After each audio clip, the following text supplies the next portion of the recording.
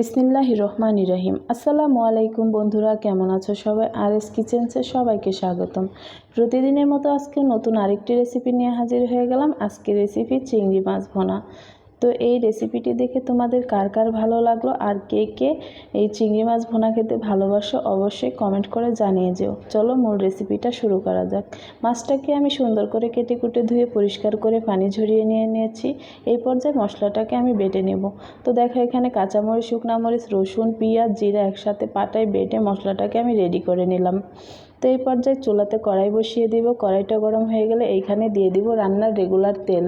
তেলটা গরম হয়ে গেলে এখানে দিয়ে দিব 7-8টা পেঁয়াজ কুচি করে রেখেছিলাম সেটাকে এখন লাড়াচাড়া করে একটু ব্রাউন হয়ে গেলে এখানে আমি অ্যাড করে দিব একটু কাঁচা জিরা।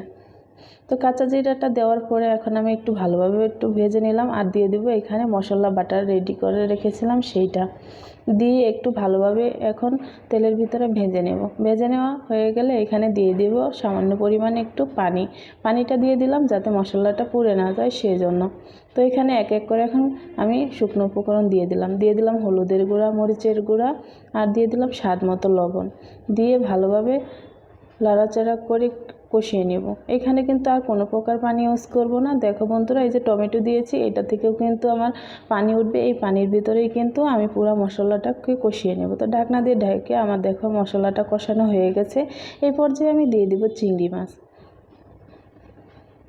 তো চিংড়ি মাছটা দিয়ে দিলাম, দিয়ে একটু লাড়াচাড়া করে ভালোভাবে কষিয়ে নিব।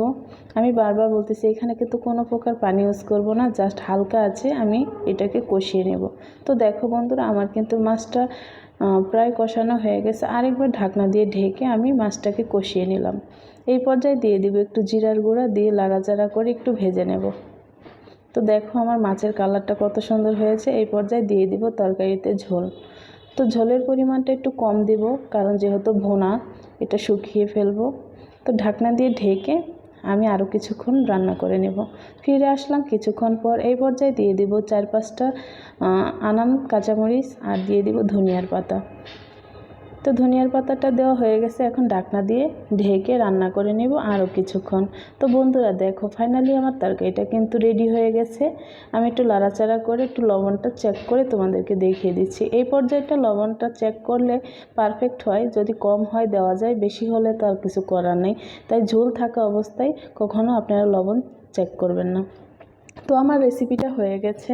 তো দেখো একটা বাটিতে পরিবেশন করে তোমাদেরকে দেখিয়ে দিচ্ছি বন্ধুরা।